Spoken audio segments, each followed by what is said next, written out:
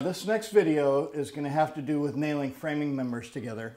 What I have is a little model that we've made just to kind of show you how the walls go together and what the different components are. What we have are a corner which is made up of 3 studs put together, and we've got a door support here which is made of 2 studs put together, and another door support, 2 studs put together, and another corner over here. So when I put one wall against another wall, here I have a single stud, and that's going against these 3 studs over here, and that'll be nailed in at an angle this way and this way, up along this side and along this side. And what it does is it allows a little bit of another stud on this side and a stud on this side to be able to put our drywall in this way and this way. We're going to be using, for the most part, the 16 penny nails. However, we will also use a couple of 8 penny nails. And if I put a 16 penny nail next to the edge of these two, you can see that it comes about 1/8 or 3/16 inch higher than the thickness of the 2 studs. So what I want to do is I'm going to use the 8 penny nails, which are much smaller. You can see that they don't protrude through. You want to make certain that these surfaces right here are exactly the same. One side is not hanging over or short on the other side. Again, check your edge surface to make sure that they're all the same and flush. Okay, now I'm not ready to put this other 8 penny in down there yet, because what may happen is oftentimes the studs that we use, or the jack studs that we use, have a little bow or curve in them. And so what I want to do is be able to adjust my position of my wood as I move down this way. Okay, so I'm going to start off with 2 16 penny nails at an angle. I'm going to move down about 16 inches. And I can see now that if I just let this go the way I'm hammering it, these 2 pieces are not parallel this way. And so now I've got to force it over and pull it this way for my next set.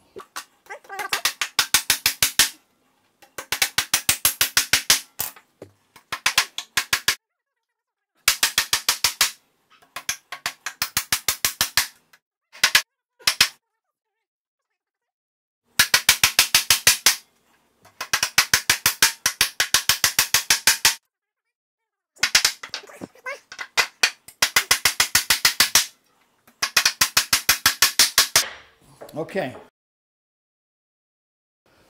one piece on top of this one, I would build it the exact same way I just built this, 5 sets of nails.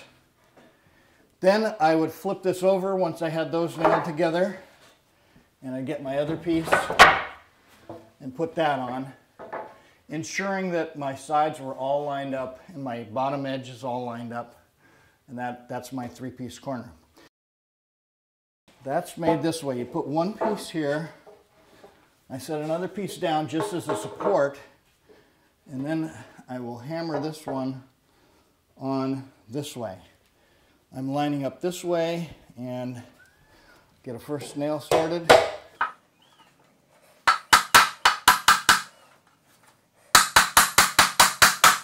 Okay, and again I'm going to move down the line here, moving the wood back and forth as I hammer each nail.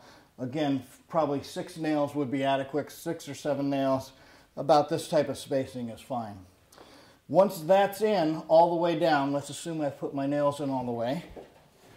Then I'm going to flip it over, and I'll get another little piece of wood here and set it in right here as a support.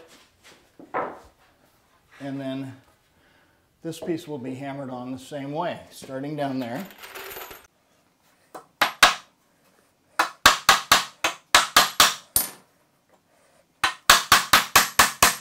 And again, I would hammer all the way down. Let's say this is my exterior wall. It goes that way and this way. And I've got a wall that I want to butt in this way, dividing a room. So this channel is set up so that my next wall then will come in like here. It would come in this way and my wall would be able to nail here. And once again, I've got my nailing material here and here for my drywall on both sides. And that's a channel. This is going to go over a doorway or a window. And the header will be hammered on from the side.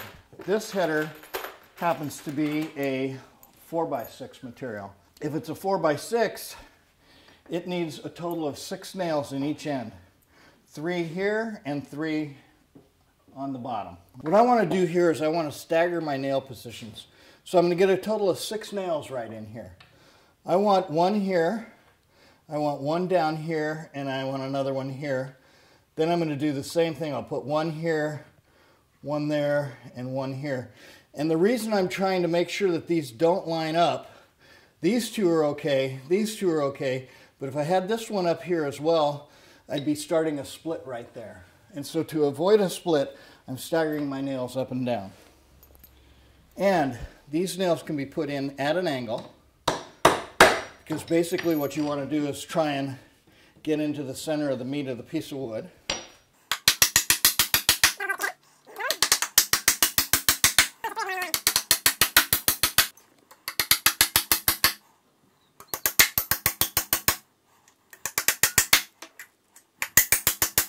Okay, and that's it. On the other side, we're going to get a jack and a king that's going to provide that same support. Jack and a king supports the header. On the top, we put in little pieces called cripples. So we'll cut them to fit right in here, and then there will probably be maybe 1 or 2 other ones in here. On your layout, you're going to have, and I'll just use this piece as a random piece, you would have, at 1.5 inches we make a mark, at 3 inches we make a mark, 4.5 inches, so that's our 3-stud corner, 15 1/4 and 16 3/4, that's a mark. And let's say we're going to have our window in right here. I'm taking an arbitrary space, 28 inches and 28.5 and 31 inches. These are going to get X marks, which means a stud goes there. That's our 3-corner. A stud goes here. This is going to be our king stud, so that's a K. And this one has a J, that's our jack stud. And that's marked with a C. So anytime you see a cripple, that's a C. You'll always have a cripple above a doorway, and you will have other cripples both above and below a window. You got upper cripples and lower cripples here. Where I'm hammering very close to the end of the piece of wood, the opportunity to split the wood is huge. And so to counteract that, I've got a couple of things I can do. One, I'm going to dent the end of I'm going to blunt the end of the nail. And I just hit it enough so that the nail doesn't bend, but the end gets flattened. I'm going to pull my nails farther back from that imaginary line, those lines usually aren't on there, and go this way, so that my angle of attack will still get it into the best meat of the wood. So again, blunt the nail, pull the nail back a little bit and angle it, okay, and you can avoid or help avoid splitting that way.